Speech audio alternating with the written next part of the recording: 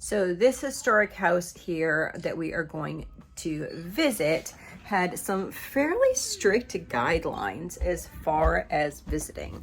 So a lot of times you can take pictures or you can take like clips of videos, but you can't take full videos. Anyway, it had some pretty big stipulations in there.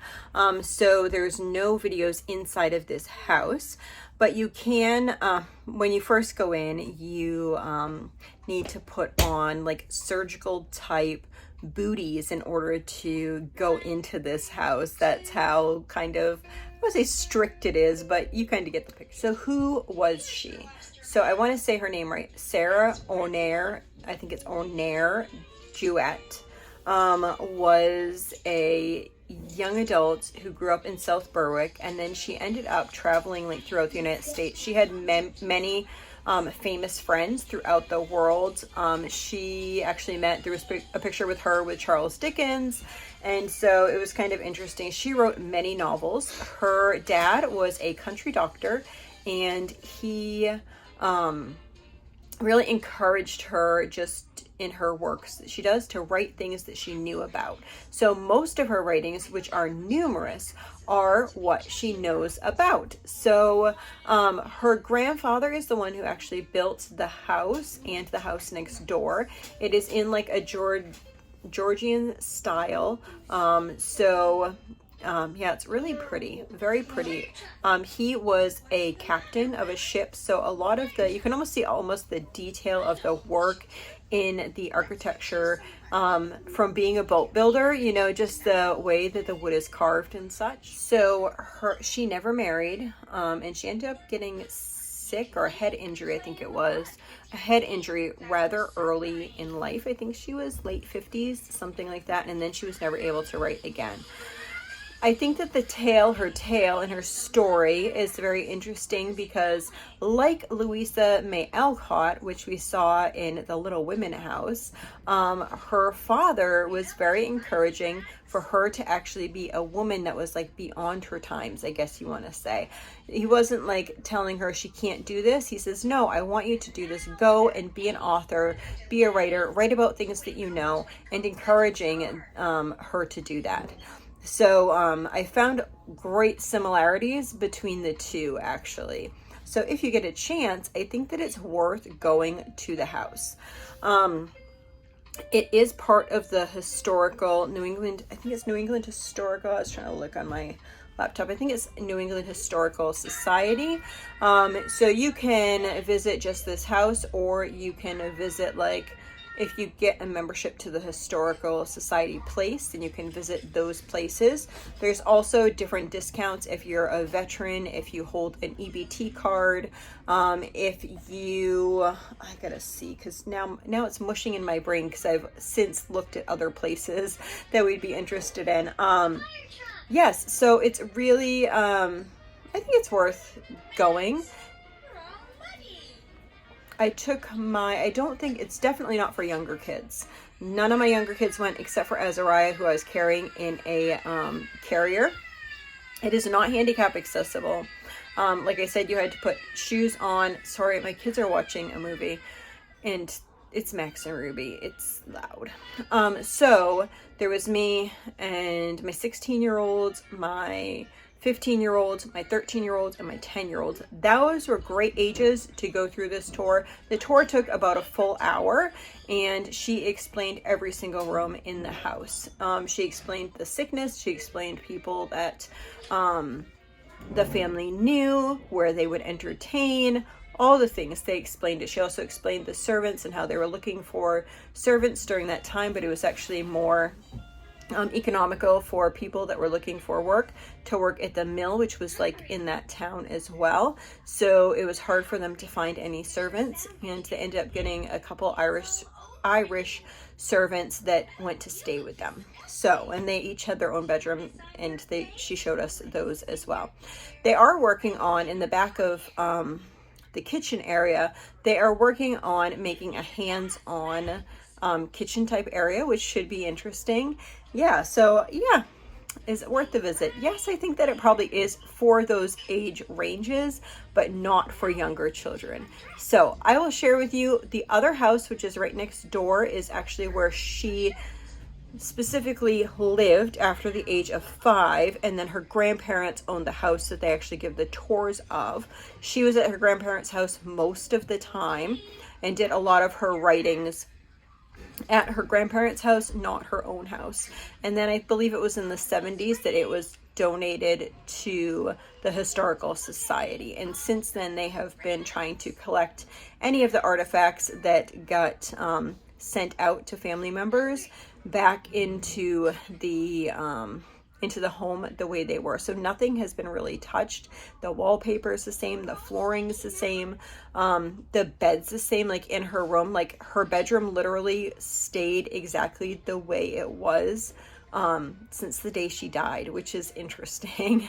So some museums, they try to capture what it would have been like, but this is actually like a home that has all the items exactly how they were. So that's really neat. Anyway, I hope you guys get the opportunity, if you're in South Berwick, to visit this historical site. There's also the Hamilton House, which we will be doing soon, and they are within like 5 minutes of each other. So yeah, so get out there and explore.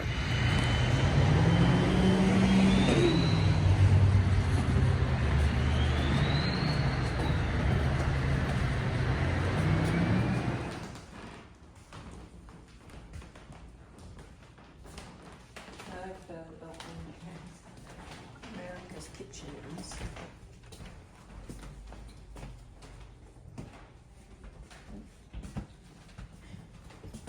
The wallpaper. This is cool. This has wax on a wood panel. Look at the way that it comes off.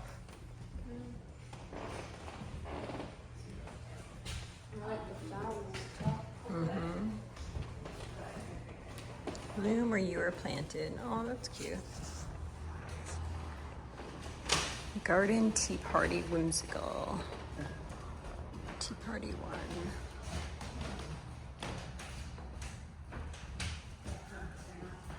Winter Solstice. On oil. So this is oil paints on a canvas. So you can see the different techniques that they use and how they turn out differently.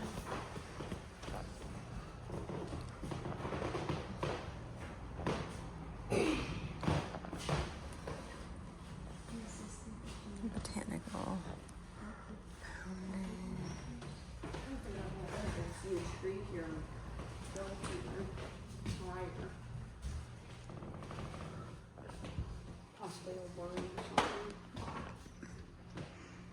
You never know what might be growing out there. Look at the chicken, that's cool. That's fabric thread. That's another fabric. I wonder what the backing is. Oh, it's on fabric, not on burlap.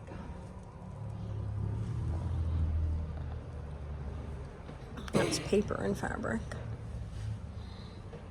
I like that chicken. And the garden one. That's not cool. Are you cold?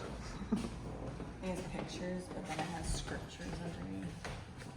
Like 125 maximum.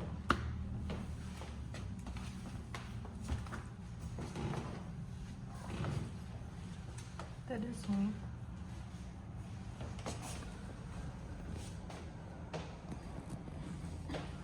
That's a watercolor up there. Sarah Oppenheimer.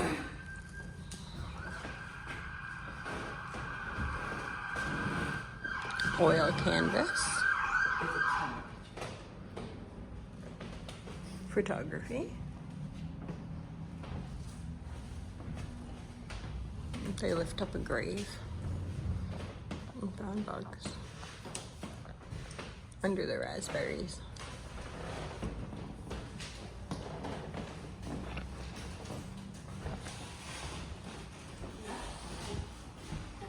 Dancing sunflowers. I like that one.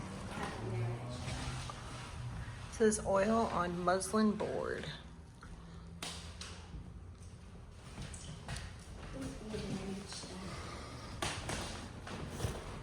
Well, that might be a painting when she was younger or something.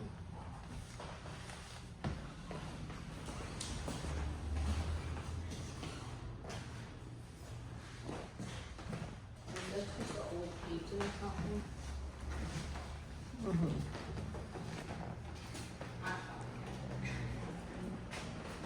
Look at the texture in that one.